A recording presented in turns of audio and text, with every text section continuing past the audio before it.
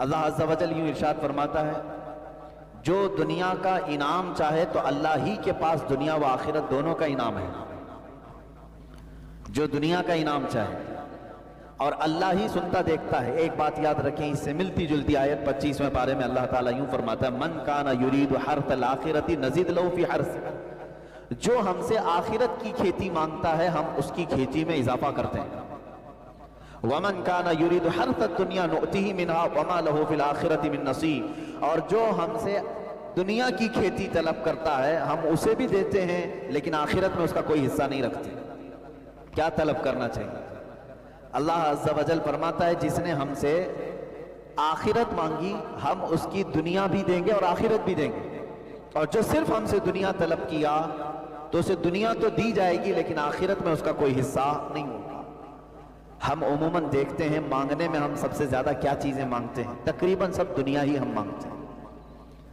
جو چیزیں ہم مانگتے ہیں کبھی حساب کر کے دیکھیں، دنیاوی چیزیں ہم مانگتے ہیں، اور قرآن کی صاف بات ہے جو بھی دنیا مانگ رہا ہے اللہ تعالیٰ فرما رہا ہے میں اسے دوں گا لیکن آخرت میں اس کا حصہ نہیں رکھا جائے۔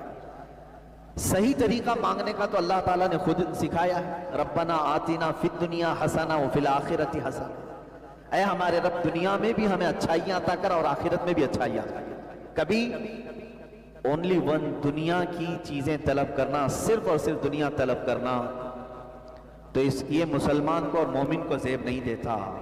مثال کے طور پر ہم اپنے کاروبار کی بھلائیاں چاہتے ہیں، کون نہیں چاہتا؟ دعا کریں کہ دکان اچھی چل جائے، دنیا ہی تو مانگا۔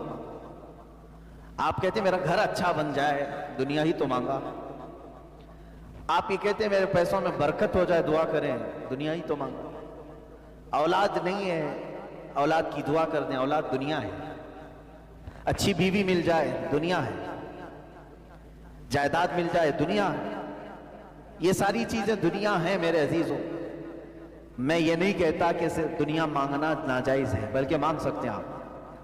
خود میرے آقا صلی اللہ علیہ وسلم نے فرمایا خیر متاع الدنیا المرأة الصالحہ، دنیا کا سب سے بہترین سامان اگر کچھ ہے دنیا میں سے تو وہ نیک بیوی ہے۔ تم مانگ سکتے ہو دنیا میں، لیکن صرف دنیا کے اوپر ڈیپینڈ رہ جانا اور آخرت کبھی نہ طلب کرنا یہ احمق آدمی کی علامت ہے، بے وقوف ہے۔ وہ 4 دن کے لیے تو مانگ لیا اور لاکھوں کے سال کے لیے کچھ نہیں مانگا، جہاں اسے اتنی لمبے عرصے کی زندگی گزارنا ہے کہ جس کا اینڈ کوئی ہے ہی نہیں آخرت سے۔ وہاں تو سورج بھی ختم ہو گیا، چاند بھی ختم ہو گیا۔ دن یہاں جو گنتے ہیں سورج کی وجہ سے گنتے ہیں، سورج ہی ختم ہو گئے، چاند ہی ختم ہو گئے، نہ دن ہو رہی ہے نہ رات۔ وہاں تو دنوں کا حساب بھی نہیں ہوگا، کتنے سال تک تمہیں رہنا ہے، اس کے لیے کبھی اتنا نہیں مانگا۔ یہ مختصر سی زندگی کے لیے مانگا جو آج ہے پتہ نہیں کل بھی چلی جا سکتی ہے۔ ہم نے تو دیکھا ہے کہ صبح بات کی ہے اور شام میں ان کا لاشا قبرستان میں نہیں ملتا ہے، نہیں ہوتے، اچانک موتیں آئی، صبح ناشتہ کر کے نکلے ہوئے ہیں، شام میں ان کا جنازہ ان کے گھر سے نکلا ہوا ہے۔ کیا یہ حالات نہیں ہے؟ تو اس مختصر سی زندگی کے لیے ہم بہت مانگتے ہیں، دعا بھی کرتے ہیں، مانگو میرے عزیزوں، لیکن انصاف کا تقاضا یہ ہے کہ عقل رکھنے والا بندہ وہاں کی طلب کرتا ہے جہاں اسے زیادہ دن رہنا ہے، لمبا عرصہ۔ یہاں ایک حدیث میں یہ بھی سنا دوں آپ کو، اللہ کے حبیب صلی اللہ تعالیٰ علیہ وسلم نے فرمایا، اس سے قبل بھی شاید میں نے بتایا ہوگا، 2 راستے ہیں۔ دوزخ کا راستہ بہت خوبصورت ہے، دوزخ کا راستہ بہت خوبصورت ہے، اور جنت کا راستہ کانٹوں بھرا ہوا ہے، تکلیف دہ۔ دونوں کی یہ منزل، یعنی راستے میں بتا رہا ہوں، دوزخ اس کا راستہ بہت خوبصورت دکھتا ہے لیکن منزل بہت خراب ہے، اور جنت کا راستہ کانٹوں بھرا ہے لیکن منزل بہت حسین ہے۔ مرضی تمہاری، صرف اگر تمہیں راستہ ہی چاہیے تو دوزخ کے راستے پر چلتے ہوئے جاؤ گے، آج یا کل کٹ جائے گا راستہ، اور جب منزل پہنچو گے پھر آگ کے شعلے تمہارا استقبال کر رہے ہیں، اور وہ کتنے سال تک وہ بھی نہیں معلوم۔ ہاں، جنت کا راستہ کانٹوں بھرا تو ہے، تکلیفیں تو ہیں، نمازوں کی پابندیاں ہیں، حلال کھانا ہے، اور تمہیں شریعت اسلامیہ کے دائرے میں رہ کر کے عمل کرنا ہے۔ یہ سخت تو لگتا ہے، کٹھن تو ہے، لیکن جیسے ہی منزل آئے گی ساری تھکان اتر جائے گی، ساری پریشانیاں ختم ہو جائیں گی۔ جب جنت منزل مل جائے اب آپ کے اوپر فیصلہ ہے، صرف راستہ تمہیں آرام کا چاہیے یا منزل اچھی چاہیے، یہ دیکھ کر کے چلو۔ اب اس کی مثال ایسی ہے کہ آپ کو میں دنیاوی طریقے سے ایک مثال بتاؤں۔ 1 کلومیٹر کا ایک راستہ ہے، 2 راستے یہاں پر بنے ہوئے ہیں، 1 کلومیٹر کے 2 روڈ ہیں۔ ایک روڈ کنکریوں سے بھرا ہوا ہے، لیکن جہاں یہ روڈ اینڈ ہوتا ہے، ختم ہوتا ہے، ایک بہت ہی حسین باغیچہ ہے جس میں پھل ہیں، ندی ہیں، بہت ٹھنڈی ہوائیں ہیں، لیکن راستہ پورا کنکریوں سے بھرا ہوا ہے، 1 کلومیٹر چلنا ہے۔ ایک دوسرا راستہ ہے، بہت ہی اچھا راستہ ہے، کوئی کنکری نہیں، کوئی کانٹے نہیں، اچھا لگ رہا ہے، لیکن جہاں یہ ختم ہوتا ہے منزل بہت بھیانک ہے، وہاں سڑی ہوئی بدبویں آ رہی ہیں، کانٹے بکھرے ہوئے ہیں اور لاشیں ہیں، بدبو بھری ہوئی ہے۔ مجھے بتاؤ عقل رکھنے والا کون سا راستہ اختیار کرے؟ وہ کنکریوں بھرا راستہ چننے والا عقل مند ہے، اس لیے کہ چلنا ہی تو ہے 1 کلومیٹر، اس کے بعد تو حسین باغیچہ میرا استقبال کر رہا ہے۔ اور بے وقوف وہ بنتا ہے جو صرف راستے کو دیکھا کہ یہ حسین لگ رہا ہے، آرام کا لگ رہا ہے، چل پڑا، لیکن منزل بہت ہی بھیانک پا لیا۔ سیم یہی مثال جنت اور دوزخ کی ہے۔ وہی اللہ تعالیٰ فرماتا ہے قرآن پاک میں، جس نے صرف ہم سے دنیا مانگی ہم اس کو دنیا دے دیں گے۔ کفار و مشرکین کو اللہ دنیا دیتا ہے، تمہیں بھی دے گا، لیکن آخرت میں تمہارا حصہ نہیں رکھا جائے گا۔ اور جس نے ہم سے آخرت مانگی، اللہ فرماتا ہے اسے دنیا میں برتنے کو بھی دیا جائے گا اور آخرت میں بھی دیا جائے گا، تو فائدے میں یہی رہیں گے۔ اسی لیے ہمیشہ ایک دعا یہ کرو، میں بہترین دعا آپ کو بتاتا ہوں جو اولیاء کاملین کی سب سے بڑی دعا ہے۔ کیا مانگنا چاہیے زندگی میں کیا مانگنا چاہیے؟ یعنی مانگنے کے لیے ہمارے پاس بہت ساری چیزیں ہیں، کیا مانگیں؟ ہم اپنے لیے گاڑیاں مانگیں، گھوڑے مانگیں، اولاد مانگیں، بیویاں مانگیں، بچے مانگیں، پراپرٹی، جائیداد، بادشاہ کا تخت، کیا چیز مانگنا چاہیے؟ اولیاء کاملین جو چیز مانگتے تھے وہ سب سے بڑی دعا یہ ہے، وہ یوں کہتے تھے کہ اے اللہ تو میرا ہو جا، بس تجھ سے تجھی کو مانگ کر مانگ لی ساری کائنات، اللہ رب العزت جس کا ہو جائے پھر بچا کیا؟ تو دعا ہمیشہ یہ کرو کہ اے اللہ تو میرا ہو جا، یعنی تو مجھ سے راضی ہو جا۔ اللہ رب العزت جس بندے سے راضی ہو جائے اسی کے متعلق تو کہا ہے شاعر نے، خودی کو کر بلند اتنا کہ ہر تقدیر سے پہلے خدا بندے سے خود پوچھے بتا تیری رضا کیا ہے۔ یہ وہ لوگ ہیں جن کے متعلق اللہ رب العزت اپنے خزانہ رحمت کو کھول دیتا ہے۔ قرآن میں ہے لہم ما یشاءون فیہا، یہ وہ بندے ہیں جو چاہ لیں اللہ ان کے لیے رکھا ہے، جو وہ چاہ لیں اللہ ان کے لیے رکھا ہے۔ وَلَدَيْنَا مَزِيدٌ، اور اللہ فرماتا ہمارے پاس اس سے بھی زیادہ ہے جتنا وہ چاہتے ہیں۔ لیکن یہ اولیاء کاملین پوری زندگی اس طرح کی گزارتے رہ گئے کہ دنیا میں سے صرف اتنی چیزیں لی جتنا زندگی گزارنے کے لیے کافی تھی، باقی سب وہ مانگتے رہے اللہ ہی کو، مانگتے رہے اللہ ہی کو۔ ایک بہت ہی مقدس جماعت قیامت کے دن جنت میں جانے والوں کی 3 کیٹیگریز ہوں گی۔ جنت میں جانے والوں کی 3 جماعتیں بخشے جا چکے ہیں، حساب کتاب ہو چکا ہے، جنت کا فرمان آ چکا ہے۔ ایک جماعت ایسی ہوگی اللہ تعالیٰ ان سے فرماتا ہے اے میرے بندو تم پر جنت ہو گئی، تمہیں جنت میں بھیجا جا رہا ہے، تم عبادتوں میں پورے کمپلیٹ تھے، بتاؤ کیوں عبادت کرتے تھے، جنت تک کیسے پہنچ گئے؟ وہ کہتے ہیں اے اللہ ہمیں جنت کی نعمتیں جب سے ہم نے سنا تھا بڑا لگاؤ تھا کہ اس جنت میں جائیں۔ یہ بھی مومن کی شان ہے، جنت میں جانے کی خواہش رکھنا چاہیے۔ جنت تیری بڑی حسین و جمیل ہے، ہم نے قرآن میں پڑھا، حدیث میں پڑھا، اس لیے اس میں داخل ہونے کے لیے خوب جستجو کرتے تھے، کوئی نماز نہ چھوٹنے پائے، ہر گناہ سے بچتے رہے۔ اللہ تعالیٰ فرماتا ہے ٹھیک ہے تم نے اچھا کیا اور تمہارے لیے جنت ہو گئی، جس کی طلب میں پوری زندگی محنت کرتے تھے وہ چیز تمہیں مل گئی۔ ایک جماعت گئی جنت میں، دوسری جماعت ہے، ان سے پوچھا رب تعالیٰ نے تم کیوں عبادت کرتے تھے؟ وہ کہتے مولا تیری دوزخ سے ڈر بہت لگتا تھا، ہم نے جب قرآن میں پڑھا یا حدیث سے سنا کہ دوزخ کے عذابات اتنے سخت ترین ہیں کہ اس کو بندہ نہیں سنبھال سکتا، تو ہمیں ڈر بہت لگتا تھا، اس ڈر کی وجہ سے ہم عبادتوں کی پابندی کرتے تھے اور کوئی گناہ ہونے نہیں دیتے تھے، نیکیاں کرتے رہے۔ اللہ تعالیٰ فرماتا ہے جاؤ میرے بندو، جہنم کے خوف سے تو تم عبادت گزار تو رہے، تمہارے لیے بھی جنت ہے۔ تیسری ایک جماعت تھی مخلصین کی جماعت، ان سے رب تعالیٰ فرماتا ہے تم کیوں عبادت کرتے تھے؟ تمہارے لیے بھی جنت کا پروانہ آج سنا دیا گیا ہے، تم کیوں عبادت کرتے تھے؟ وہ کہتے ہیں اے مولا ہمیں نہ جنت کی خواہش تھی اور نہ ہمیں دوزخ کے متعلق کوئی فکر تھی، ہم تو صرف اس لیے عبادت کرتے تھے کہ تو ہم سے راضی ہو جا، ہم تجھ کو چاہتے تھے، تیرا فرمان تھا اور ہم اس پر عمل کرتے تھے، بس ہم جنت کی طلب میں یا دوزخ کے خوف سے نہیں، اے اللہ ہم خالص تیرے لیے کرتے تھے۔ رب تعالیٰ فرماتا ہے کہ اے بندو میں تم سے راضی ہو گیا، جاؤ جنت میں، لیکن وہ جنت میں نہیں جا رہے ہوں۔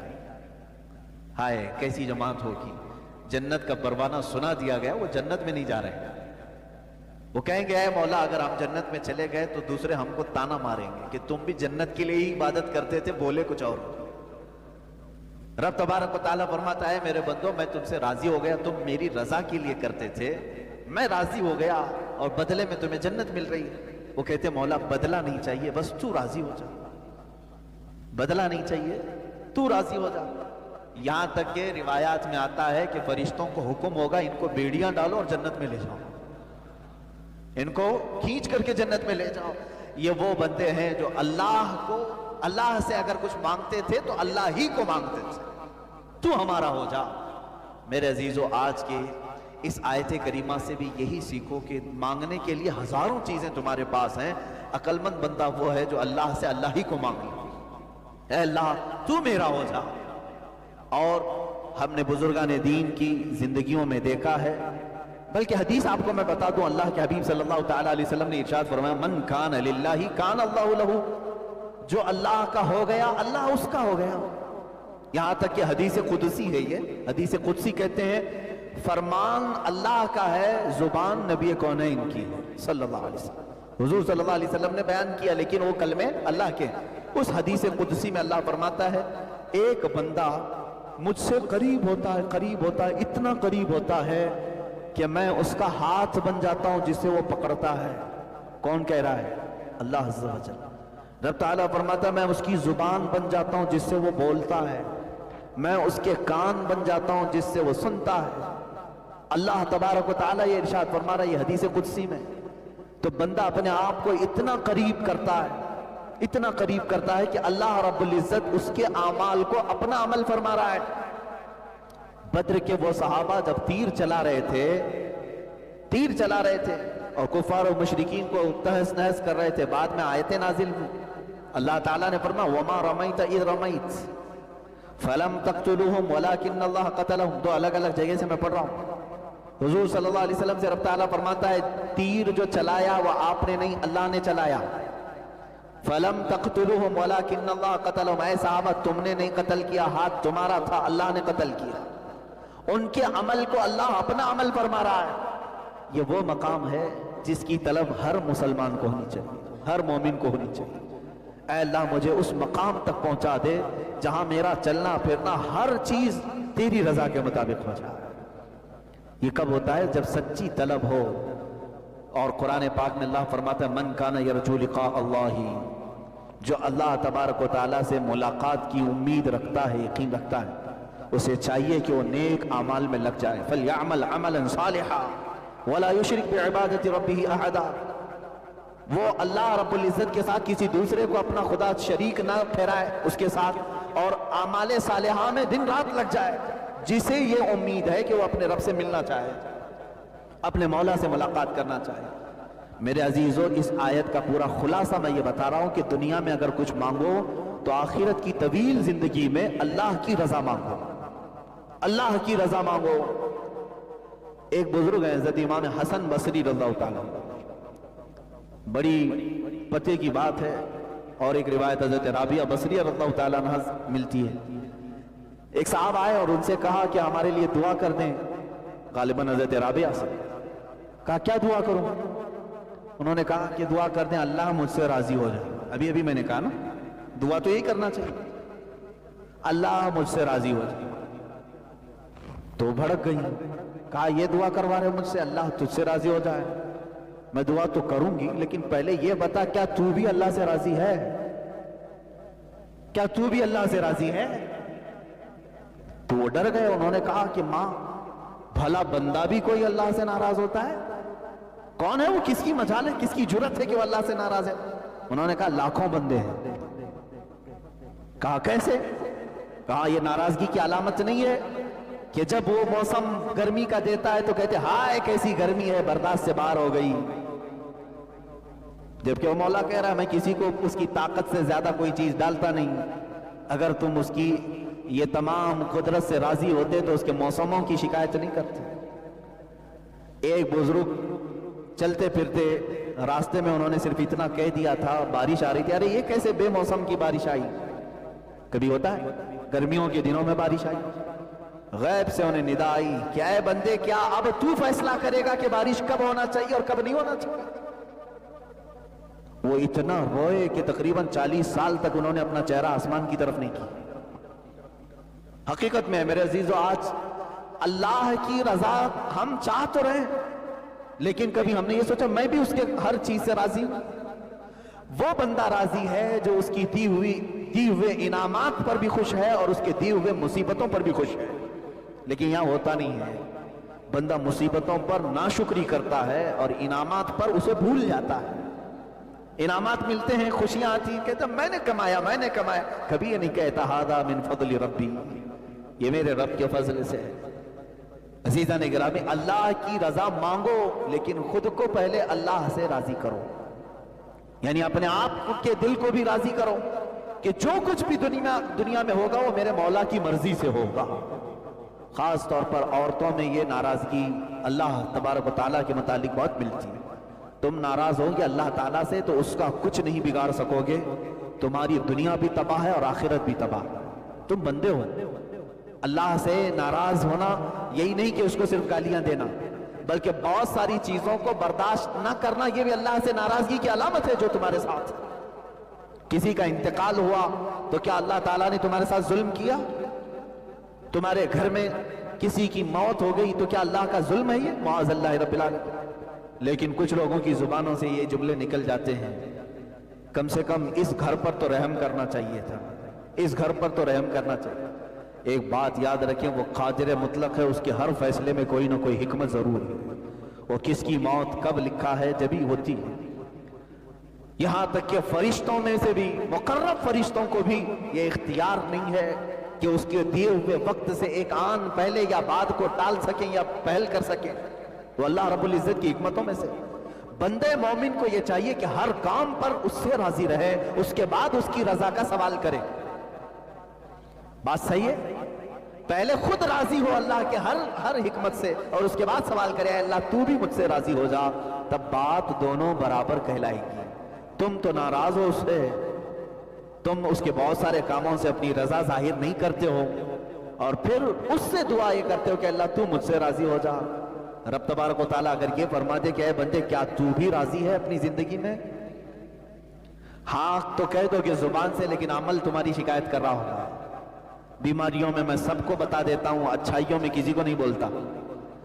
دکان 100 دن چلایا، 99 دن فائدہ رہا، ایک دن نقصان ہوا، وہ نقصان کے دن کئی لوگوں کو شکایت تو کر دے گا، فائدہ جتنے دن ہوا تھا وہ سب کو نہیں بتائے گا۔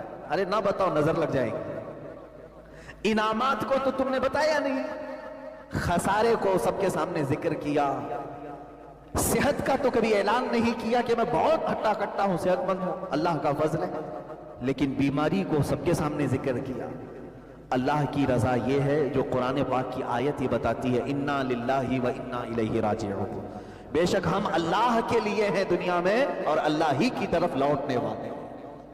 بیماری اس کی مرضی سے، صحت مندی اس کی مرضی سے، دولت اس کی مرضی سے، غربت اس کی مرضی سے، کرسی اس کی مرضی سے ملے، یہ تمام چیزوں پر ہماری رضا پہلے ہو اور اس کے بعد ہم یہ سوال کریں اے اللہ تو بھی ہم سے راضی ہو جا۔ آگے کی آیت میں نے جو تلاوت کی ہے یہ دوسری بڑی آیت ہے جس میں اللہ تعالیٰ فرماتا ہے اے ایمان والو، ایک بات سمجھ کر کے چلیں، یہ کتنے بڑے فخر کی بات ہے کہ پورا قرآن جو ہے جس میں خطاب جو ہوتا ہے، خطاب کا مطلب ہوتا ہے کسی کو مخاطب کر کے بلانا، اے فلاں آپ آ جاؤ۔ اب بڑا آدمی کوئی کسی کا نام لے کر کے پکارے تو وہ اپنے پکار پر بھی رشک کرتا ہے کہ مجھے فلاں نے میرا نام لے کر کے پکارا، میں سمجھتا ہوں مسلمانوں کو اسی بات پر فخر کرنا چاہیے کہ قرآن میں اللہ نے جگہ جگہ پر یا ایھا الذین آمنو، اے ایمان والو، ہمیں نام لے کر کے پکارا ہے۔ پیدا کرنے والا خود ہمیں پکارے تو ہماری قسمت کی بات کیا ہے؟ ایک ہی جگہ پر پورے قرآن میں کافروں کو پکارا گیا، باقی تقریباً یا ایھا الذین کفروا جو ایک جگہ ہے، اس کے علاوہ آپ سینکڑوں جگہ دیکھیں گے جہاں پر اللہ تعالیٰ نے ایمان والوں کو خطاب کیا۔ ظاہر سی بات ہے جس کو اپنی باتیں بتانی ہوتی ہیں اسی کو خطاب بھی کیا جاتا ہے۔ اب رب تعالیٰ آگے فرماتا ہے کونوا قوامین بالقسط، یہی ہمارا موضوع بھی رہا تھا پچھلے ہفتے، انصاف پر خوب قائم ہو جاؤ اللہ کے لیے، انصاف پر خوب قائم ہو جاؤ اللہ کے لیے۔ میرے عزیزو یہ بہت کٹھن مسئلہ ہے۔ انصاف جو ہے ایک ایسے بال کا نام ہے جس پر سارے چل نہیں سکتے، تلوار سے زیادہ تیز دھار، بال سے زیادہ باریک راستے کا نام ہے انصاف، عدالت۔ یہاں پر اپنے اور غیر کے ساتھ برابری کا معاملہ کرنا بہت نازک ہوتا ہے، مالدار اور فقیر کے ساتھ صحیح انصاف کرنا بہت ہی نازک معاملہ ہوتا ہے۔ اچھے بہک جاتے ہیں، اچھے اس میں دھوکہ کھا جاتے ہیں۔ رب تعالیٰ کا حکم یہ ہے مومن وہ ہے جو انصاف پر خوب قائم رہے، کیونکہ اگر آج تم انصاف نہیں کرو گے، 4 پیسے تمہیں کسی سیٹ سے مل تو جائیں گے، لیکن 50,000 سال والی ایک عدالت قائم ہوگی جہاں تمہیں کھڑا کیا جائے۔ وہ قیامت کا دن ہوگا، وہ ایک دن 50,000 سال کے برابر کا، وہاں تو تمہیں انصاف سے گزرنا ہی پڑے گا۔ اور وہاں ایسا ہے انصاف، قرآن کہتے ہیں فَمَن يَعْمَلْ مِثْقَالَ ذَرَّةٍ خَيْرًا يَرَهُ وَمَن يَعْمَلْ مِثْقَالَ ذَرَّةٍ شَرًّا يَرَهُ۔ تم اگر ذرہ کسے کہتے ہیں؟ ایٹم، ذرہ، فزکس وغیرہ پڑھنے والے طلبہ کو معلوم ہونا چاہیے ذرہ کس کو کہتے ہیں۔ ذرہ جو ہے جس کو مائکروسکوپ سے بھی دیکھا جائے تو بہت چھوٹا دکھتا ہے، وہ ذرہ ہے۔ اور اللہ تعالیٰ فرماتا ہے تم نے ذرے کے برابر بھی اگر نیکی کی ہے، قیامت کے دن وہ بھی میں تمہارے سامنے لاؤں گا، اور ذرے کے برابر بھی اگر برائی کی ہے تو وہ بھی تمہارے سامنے لاؤں گا۔ سب چیزیں لائی جائیں۔ بلکہ سورہ لقمان میں تو اللہ تعالیٰ یوں فرماتا ہے یا بنی انہا ان تک مثقال حبۃ من خردل فتکن فی صخرۃ او فی السماء او فی الارض او فی السماوات او فی الارض یأتی بها اللہ۔ اللہ تعالیٰ فرماتا ہے کہ اگر تم نے رائی کے دانے کے برابر، رائی کا دانہ جانتے ہوں نا، رائی کے دانے کے برابر بھی برائی کی، کہاں جا کر کے؟ پہاڑ کی چٹانوں میں اندر داخل ہو کر کے، آسمانوں میں اوپر جا کر کے، یا زمین کی تہ میں جا کر کے اگر گناہ کر کے آئے ہو، یأتی بها اللہ، رب فرماتا ہے قیامت کے دن اللہ وہ بھی تمہارے سامنے لائے گا، وہ سامنے لائے گا، وہ تمہیں دکھایا جائے گا۔ وہ انصاف کا دن ہے۔ اسی لیے سورہ فاتحہ کی بھی آیت یہ کہتی ہے مالکی یوم الدین، اللہ کی تعریف میں تیسری آیت یہی ہے کہ وہ قیامت کے دن کا مالک ہے، اور ایسا مالک ہے کہ وہاں کسی نبی کی بھی نہیں، یعنی شروع کا وقت ایسا ہے کہ نبی کی بھی اس وقت کوئی آواز نہیں ہوگی جب تک میرے آقا صلی اللہ تعالی علیہ وسلم کی شفاعت شروع نہیں ہوگی۔ وہ قیامت کا دن جب خدائے قہار غضب پر ہوگا اور بندوں کے سارے اعمال دفتر کے دفتر لائے جا رہے ہوں گے۔ یاد رکھنا تم اگر انصاف سے ہٹو گے زندگی میں یہ سب چیزیں لائی جائیں۔ آج کسی کا مال ہڑپ کر کے بیٹھو، کسی کا حق کھا کر کے بیٹھو، قرضے دبا کر کے بیٹھو تو لوگ سمجھتے ہیں کہ کون کیا کر لے گا ہمارا، کیس کرنا ہے کیس کر لو، حکومتیں آتی رہتی جاتی رہتی بدلتی رہتی، کورٹ میں 25 سال چلے گا، کیا ہو جائے گا ہمارا۔ یاد رکھنا اس دن وہ سارا نشہ نکل جائے گا جو قیامت کا دن ہوگا، جو جس کا حق کھایا ہے وہ چھوڑا نہیں جائے گا۔ ایک بات یاد رکھ لیں، حقوق اللہ معاف تو کیے جا سکتے ہیں، حقوق العباد بندہ جب تک نہیں معاف کرتا تب تک نہیں چھوڑا جائے گا۔ حقوق اللہ کیا ہے؟ شراب پیتے تھے تم، معاذ اللہ، جوا کھیلتے تھے، یہ زنا ہو گیا، اور بھی کئی گناہ ایسے ہیں جو حقوق اللہ ہے، تم نے توبہ کر لیا، یہ اللہ کی مرضی پر ہے، وہ چاہے تو قیامت کے دن کھولے گا بھی نہیں، چھپائے گا، معاف کر دے گا۔ لیکن ایک حقوق العباد ہے، فلاں کا پیسہ پکڑ کر کے رکھا ہے، فلاں کی جائیداد ہڑپ کر کے رکھا ہے، کسی کا کچھ لے کر کے رکھا ہے، یہ مت سمجھنا قیامت کے دن ارحم الراحمین سب معاف کرے گا۔ رب تعالی جہاں ارحم الراحمین ہے وہیں اللہ انصاف کو سب سے زیادہ قائم کرنے والا قیامت کے دن انصاف قائم کیا جائے گا. اس مظلوم کو بلایا جائے گا, تیرا حق اس نے دنیا میں لیا تھا. وہ کہے گا ہاں مولا, کیا تو اسے معاف کرتا ہے؟ ارے وہ دن کون معاف کرے. وہ کہے گا نہیں مولا, مجھے اس کی نیکیاں چاہیے. دلائی جائیں گی پوری نیکیاں. اگر کم پڑے تو یہ مظلوم بندہ کہے گا میرے گناہ اٹھا کر کے اس پر ڈال دیں. اللہ تعالیٰ فرمائے گا اس کے گناہ اٹھاؤ اور حق مارنے والے کے سر پر ڈالو. کچھ ایسے لوگ ہوں گے, نمازی, حاجی, سب کچھ ہوں گے, لیکن حق مار کر کے آئے ہوں گے, نیکیاں سب بٹ چکی ہوں گی, دوسروں کے گناہ اٹھا چکے ہوں گے اور دوزخ میں جا رہے ہوں گے. دنیا میں نیکیاں کرتے تھے لیکن حقوق العباد میں گرفتار تھے. اسی لیے میرے عزیزو, انصاف کو پوری طور پر قائم رکھو. انصاف کا مطلب صرف یہ کورٹ کچہری کا انصاف نہیں, اپنی ذات کے ساتھ بھی انصاف کرو, اپنی اولاد کے ساتھ بھی, اپنے پڑوسیوں کے ساتھ بھی, معاملات سب کے ساتھ جو بھی آئیں گے انصاف قائم رکھو.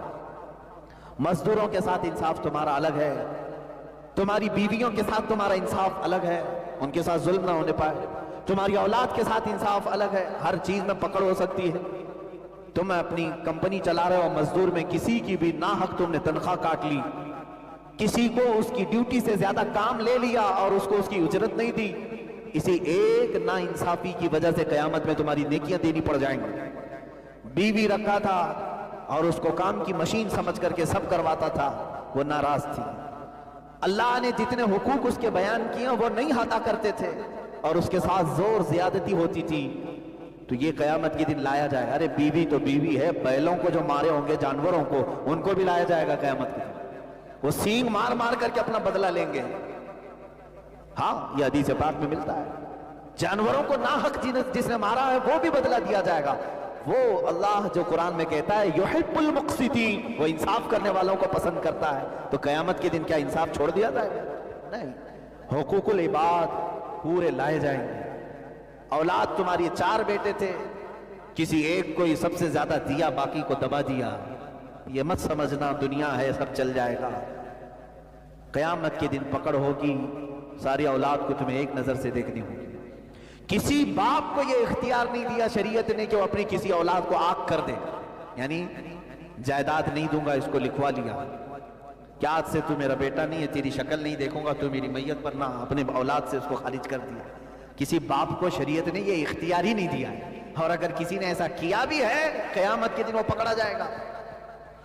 بیٹے نے اپنے باپ کے ساتھ جو کچھ بھی کیا ہے وہ سزا بھگتے گا, لیکن دنیا میں تم اس کی وراثت میں اور اس کے حقوق میں ایک پیسہ بھی نہیں رکھ سکتے. باپ کو بہنوں کا حق مارا جائے, کئی جگہوں پر دیکھا گیا ہے. ان کی شادی بیاہ کے بعد بھائی کہتے ہیں ارے اس کی شادی میں بہت سارا خرچہ تو ہو گیا, اب ابا کی جائیداد میں ان کو نہیں دیں گے. حق مار کر کے بیٹھے ہوئے, نمازوں پہ نمازیں ہیں, اور اپنی سگی بہنوں کا حق مار کر کے حج پر جا رہے ہیں. یہ کیسا حج ہے؟ چوہے کھا کر کے بلی حج کو چلی, جو محاورہ ہے. اسی طرح سے کئی لوگ کرتے ہیں, ان کی عبادتیں نہیں, وہ حقوق العباد میں گرفتار ہیں. حقوق العباد کا مطلب ہے بندوں کے حقوق پورے ہونے چاہیے. اور اللہ تعالیٰ قرآن میں فرمانا کونوا قوامین بالقسط, اے ایمان والو انصاف پر پورے کے پورے اتر جاؤ, پورے کے پورے. حتیٰ کہ میں آپ کو بتاؤں اپنے جسم کے ساتھ بھی ہمیں انصاف کرنا ہے, جسم کے ساتھ بھی انصاف ہے. حضور صلی اللہ تعالیٰ علیہ وسلم کی بارگاہ میں 3 صحابہ آئے جو قسمیں کھا رہے تھے حضور کی عبادت کو دیکھ کر. ایک صحابی نے کہا میں رات بھر آج سے نہیں سوؤں گا, عبادت ہی کروں گا. ایک نے کہا میں کنٹینیو روزے رکھوں گا. ایک نے کہا میں آج سے کبھی کسی عورت کو چھوؤں گا نہیں, میری بیوی کو بھی چھوڑ دوں گا. حضور صلی اللہ تعالیٰ علیہ وسلم باہر آئے اور فرمایا کون کون ہے جو تمہیں اس طرح کی قسمیں کھا رہا تھا؟ انہوں نے کہا یا رسول اللہ صلی اللہ علیہ وسلم آپ کی عبادتوں کو دیکھ کر کے ہم نے اس طرح کہا, جب آپ معصوم ہو کر رات بھر عبادت کرتے ہیں تو ہم تو اور زیادہ عبادت کرنا چاہیے. حضور اکرم صلی اللہ تعالیٰ علیہ وسلم نے فرمایا ان علیک جسمک لجسمک حق, اللہ کے حبیب صلی اللہ علیہ وسلم فرماتے ہیں بے شک تم پر تمہارے جسم کا بھی حق ہے, تمہارے اوپر تمہارے جسم کا بھی حق ہے. اللہ کی عبادت کرو تھوڑی رات اور اپنے جسم کو آرام بھی دو, اور اگر تم نے اس کو جلا کر اس کو تکلیف میں ڈال کر کے رکھا تو پھر یہ جسم بھی قیامت کے دن تمہارے خلاف مقدمہ کرے. ہاں ہمیں انصاف اسلام نے یہ سکھایا, اپنے جسم کے ساتھ یہاں تک بھی انصاف ہے. جو چیزیں تمہارے جسم کی ضروریات تھیں اس کو روک نہیں سکتے تھے. یہیں سے سمجھ میں آتا ہے جنہوں نے اپنے ہاتھوں ہلاکت کیا, اپنی گٹکا کھا کھا کھا کر کے پورا منہ سڑ گیا. یاد رکھنا تم نے کس کے ساتھ ظلم کیا؟ تم یہ سوچتے ہو کہ میری زندگی ہے، میرا جسم ہے، میں کچھ بھی کر لوں. قیامت کے دن تمہاری یہ جبڑے تمہارے خلاف بولیں گے کہ مولا اس نے تیری نافرمانی میں مجھے جلا کر خاک کر دیا. کسی بھی چیز کی لمٹ ہے. میں تو گٹکے کی بات کر رہا ہوں، کھانا ہی صحیح، چلو گٹکا چھوڑو، حلال کھانا ہی. چاول ہی اتنا کھایا کہ پیٹ پھٹ گیا، یہ بھی جائز نہیں ہے. یہ بھی جائز نہیں ہے کہ تم نے اپنے جسم پر ظلم کیا، اس کی حیثیت سے زیادہ اس پر بوجھ ڈالا. آپ دیکھ رہے حضور اکرم صلی اللہ تعالیٰ علیہ وسلم کے پاس ایک صحابی آئے اور کیا شکایت لے کر کے آئے؟ میرا اونٹ بدک گیا ہے. اونٹ جب سرکش ہوتا ہے نا جلدی قابو میں نہیں آتا، پکڑ میں نہیں آتا. وہ آئے حضور اکرم صلی اللہ علیہ وسلم کی بارگاہ میں. حضور نے کہا چلو میں دیکھتا ہوں. جب حضور اکرم صلی اللہ تعالیٰ علیہ وسلم گئے تو واقعی وہ اونٹ کسی کے ہاتھ میں نہیں آ رہا تھا. صحابہ ڈر گئے. جب اونٹ سرکش ہوتا ہے تو انسان کی کھوپڑی کھینچ لیتا ہے، بہت سخت ہو جاتا ہے. اللہ کے حبیب صلی اللہ تعالیٰ علیہ وسلم نے کہا سب ہٹ جاؤ، میں جا کر دیکھتا ہوں. حضور آگے چلنے لگے. صحابہ ڈر گئے کہ اونٹ سرکش ہے، کہیں نقصان نہ پہنچا. میرے آقا صلی اللہ علیہ وسلم چلتے چلتے وہ سرکش اونٹ کے سامنے تک آ گئے. صحابہ پیچھے سے ڈر رہے تھے. اللہ کے نبی صلی اللہ علیہ وسلم نے فرمایا کوئی جانور مجھے ایذا نہیں دیتا. اللہ کے نبیوں کو جانور ایذا نہیں دیتے. اب قریب آئے تو وہ اونٹ جو کسی کے ہاتھ میں نہیں آ رہا تھا، میرے آقا صلی اللہ علیہ وسلم کے قدموں کے پاس اپنا سر جھکا دیا اور اپنا منہ چپڑ چپڑ چپڑ ہلاتے ہوئے حضور کے کانوں میں کچھ کہہ رہا ہے.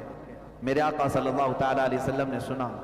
اس کے بعد بلایا اونٹ کے مالک کو، صحابی تھے. کہا کہ اونٹ تیری شکایت کر رہا ہے، تو اس پر بوجھ زیادہ ڈالتا ہے، اس کو کھانا کم دیتا ہے، تیری ناانصافی کی شکایت کر رہا ہے. تو آج سے یہ عہد کر میرے پاس کہ اس سے اتنا ہی کام لے گا جتنا اس کو کھلاتا ہے، یا اگر کام زیادہ لیا تو کھانا بھی زیادہ دے دے. حضور اکرم صلی اللہ تعالیٰ علیہ وسلم کا حکم ہوا جو انہوں نے اختیار کیا، قبول کیا. کہا کہ ہاں مجھ سے یہ خطا ہو گئی، میں اسے کم دیتا تھا اور کام زیادہ لیتا تھا. آج میں توبہ کرتا ہوں میرے آقا، میں انصاف پورا کروں گا. اتنا کہا اس صحابی نے، وہ اونٹ خود چل کر کے اس صحابی کے پاس گیا. اسلام تو انصاف جانوروں کے ساتھ بھی سکھایا. میرے عزیزو، مومن وہ ہے جو انصاف کے ترازو پر پورا اترے. آپ کو یہ چاہیے کہ انصاف خالی کورٹ کچہری کی بات نہیں کر رہا ہوں، یہ تو بکی ہوئی چیزیں ہیں، یہاں کچھ بھی ہو سکتا ہے. تم خود اپنے جسم کے ساتھ، اپنی روح کے ساتھ انصاف کرنا سیکھو کہ میں عدل کروں اپنے جسم کے ساتھ، میری عبادتوں کے ساتھ، میرے رب کے ساتھ. اب ایک اور سب سے بڑی ناانصافی میں آپ کو بتاؤں، دنیا کی ایک مثال میں آپ کو بتاؤں. آپ صبح مجھے کھانا دیے، دوپہر میں کھانا دیے، رات میں کھانا دیے، پیسے بھی دیے، گھر بھی دیا، سب چیزیں دی. دوسرے دن آپ نے کہا کہ آئیے تھوڑا سا کام ہے. میں کہا نہیں آتا تمہارے پاس. آپ کیا کہیں گے؟ یہ بہت بڑا احسان فراموش آدمی ہے، اس کو اتنا کھلایا بھی، گھر بھی دیا، پیسے بھی دیا، آج ایک بار بلایا آیا نہیں. اس کو کیا کہیں گے؟ احسان فراموش. اللہ ہمیں احسان فراموش نہ بنائے. لیکن میرے عزیزو، اپنے اندر اتر کر کے سوچو، جو مولا تمہیں ماں کے پیٹ سے اب تک تمہاری تربیت اور پرورش فرما رہا ہے، تمہارے دنیا میں آنے سے پہلے ہی اس نے ماں کے سینے میں تمہارے لیے دودھ رکھ دیا تھا، تمہارا رزق پہلے اس نے بنایا تمہارے آنے سے پہلے. ہم تو اپنے گھر آنے والے مہمان کے گھر میں آنے کے بعد کھانا پکاتے ہیں. ہمارے پیدا ہونے سے 3 ماہ پہلے ہی جب ماں کا حمل 7ویں مہینے میں آتا ہے، دودھ بننا شروع ہو جاتا ہے. دنیا میں بچے کے آنے سے 3 مہینے پہلے دودھ کا پروسیس شروع ہو گیا. کیوں؟ نیا مہمان گھر دنیا میں آ رہا ہے، اس کے کھانے کا پہلے سے انتظام، جو ہمارے رزق کا 3 ماہ پہلے ہی انتظام کرتا ہے. اور پھر جوانی آ گئی. آج تک رب تبارک و تعالیٰ نے مفت میں اپنی کائنات کی سانسیں ہمیں عطا کی. اگر خرید کر کے تمہیں سانس لینا ہوتا، پر ڈے 1 سلنڈر جاتا، تمہارا کتنا خرچہ ہوتا پتا ہے؟ اس نے تمہیں مفت اپنی انعامات دیے. اور پھر اس نے آواز لگائی حی علی الصلاۃ. بندہ کہتا ہے میں نہیں آؤں گا. تم نے ناانصافی کی. کس کے ساتھ؟ اپنے پیدا کرنے والے کے ساتھ. حقیقت ہے یا نہیں؟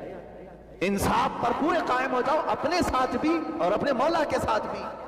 حق تو یہ تھا کہ مولا اگر چاہتا تو یوں ارشاد فرماتا ہے میرے بندے میں نے تجھے جسم دیا ہے، میں تیرے جسم کے اندر روح چلا رہا ہوں. اللہ اگر چاہتا تو یہ حکم دیتا کہ سارے انعامات میرے یوز کر رہا ہے تو 24 گھنٹے میں 12 گھنٹے میری بارگاہ میں بیٹھ، 12 گھنٹے تو دنیا میں اپنے کام کاج کر، نہیں، رب تعالیٰ کے احکام کو اگر دیکھو گے 24 گھنٹوں میں سے اس نے جو تمہیں بلایا ہے اپنے دربار میں وہ کل ملا کر کے 1 گھنٹہ ہوتا ہے۔ فجر، ظہر، عصر، مغرب، عشاء، ساری نمازوں کے ٹائم کو کاؤنٹ کر کے دیکھ لو، میرے خیال سے 1 گھنٹے کے آس پاس ساری نمازیں 24 گھنٹوں میں سارے انعامات دینے والے نے 23 گھنٹے تمہیں دیے اور 1 گھنٹے کی اللہ تبارک و تعالیٰ نے تمہیں فرمایا میری عبادت کرو۔ یہ کتنی بڑی ناانصافی خود ہم اپنے خالق کے ساتھ کر رہے ہیں۔ کیا ہم مومن ہیں؟ قرآن کا یہی حکم میں کافی ہے، میں نے پوری آیت تلاوت نہیں کی، صرف اتنی آیت کا اتنا حصہ۔ اللہ فرماتا ہے کونوا قوامین بالقسط، اللہ فرماتا ہے اے ایمان والو انصاف پر پورے کے پورے اتر جاؤ، شہداء للہ، اللہ کے لیے گواہی دیتے ہوئے۔ اب آگے کی باتیں آتی ہیں، آگے کی باتیں گواہی کے متعلق آتی ہیں کہ گواہی دینے والے کیسے ہوں، کس کے لیے ہوں۔ اب یہاں پر گواہی کئی طریقے کی، گواہی کیا ہے؟ ظلم ہوتا ہوا دیکھا اور آپ گواہی دیں، یہ تو دنیاوی گواہی ہے۔ جانتے ہیں سب سے بڑی گواہی کیا ہے؟ سب سے بڑی گواہی یہ ہے کہ بندہ یہ کہے اللہ کے سوا کوئی معبود نہیں۔ ہم کہتے ہیں نا اشہد ان لا الہ الا اللہ، میں گواہی دیتا ہوں کہ اللہ کے سوا کوئی معبود نہیں۔ دوسری سب سے بڑی گواہی ہے کہ محمد صلی اللہ علیہ وسلم اللہ کے رسول۔ یہ 2 ہی گواہی ایسی ہیں جو سب سے الگ ہیں، سب سے الگ ہے، اور یہی بارگاہ رب العزت میں قبول بھی ہے۔ یہ 2 گواہی، گواہی کے اصول الگ ہیں میرے بھائی۔ آپ جانتے ہیں مرڈر ہو گیا، کورٹ میں کیس چلنے لگا، آپ وٹنس بن کر کے گئے، جج کیا پوچھے گا؟ کیا تو حادثے کے وقت وہاں موجود تھا؟ پوچھے گا کہ اور حادثہ ہوتے ہوئے تو نے دیکھا؟ اگر آپ کہو نہیں دیکھا بھی نہیں، میں تھا بھی نہیں، تو جج صاحب آپ سے کہیں گے پھر آیا کیوں گھر پہ بیٹھ؟ معاملہ تو یہی ہونا چاہیے، گواہی دینے کے لیے اس جگہ پر بھی ہونا چاہیے اور آئی وٹنس جس کو کہتے ہیں آنکھوں سے دیکھا ہوا بھی ہونا چاہیے۔ لیکن دنیا کی 2 گواہیاں ایسی ہیں جس میں یہ نہیں پوچھا جاتا۔ آپ کہہ رہے ہیں اللہ کے سوا کوئی معبود نہیں، آپ سے نہیں پوچھا جائے گا کیا تو نے اللہ کو دیکھا ہے؟ اب یہاں سے جو گواہی کے اصول ہیں وہ میں آپ کو بتاتا ہوں۔ آپ سے یہ پوچھا جائے گا، آپ سے یہ پوچھا جائے گا تم گواہی دیتے ہو اللہ کے سوا کوئی معبود نہیں، کیا تم نے دیکھا اللہ کو؟ کیا جواب دو؟ گواہی کے لیے ضروری کیا ہے؟ دیکھنا ضروری ہے۔ تم دیکھے نہیں اور گواہی دے رہے ہو؟ جانتے ہیں یہ سوال ہوگا اور جواب ہم کیا دیں گے جانتے ہیں؟ قیامت میں یہ امت مصطفیٰ گواہی دے گی ہم نے نہیں دیکھا، ہمارے رسول نے دیکھا، اور رسول کی گواہی پر ہم گواہی دے رہے ہیں۔ اللہ تبارک و تعالیٰ کی بارگاہ میں ہم کیا کہیں گے؟ ہم نے دیکھا تو نہیں، ہمارے رسول نے دیکھا۔ اب دیکھو اگر رسول کے معراج کے جو منکر ہیں وہ کیا کہیں گے؟ حضور کی معراج کے کچھ لوگ منکر ہیں، انہوں نے اللہ کو دیکھا ہی نہیں۔ میاں جب انہوں نے بھی نہیں دیکھا، کسی نے بھی نہیں دیکھا، تو گواہی کس بات کی دو گے؟ یہ قرآن میں دوسرا پارہ جہاں سے شروع ہوتا ہے وہیں پر اللہ تعالیٰ نے جو آیتیں بیان فرمائیں تفسیر پڑھ کے دیکھ لیں، امت یہ کہے گی مولا ہم نے نہیں دیکھا، ہمارے رسول نے دیکھا، ہمارے رسول نے دیکھا۔ بس اسی بات پر تمہاری گواہی قبول ہو جائے گی، کیونکہ اللہ کو معلوم ہے ما زاغ البصر وما طغى، یہ رسول نے تو ایسے دیکھا ہے مولا کو کہ ان کی پلک بھی نہیں جھپکتی تھی۔ پوری ذات خداوندی کو معراج کی شب ایسے دیکھا ہے۔ اسی لیے ہماری جو گواہی قبول ہوگی وہ مصطفیٰ کریم صلی اللہ علیہ وسلم کی گواہی سے۔ کس کو دیکھا یہ موسیٰ سے پوچھے کوئی، آنکھ والوں کی ہمت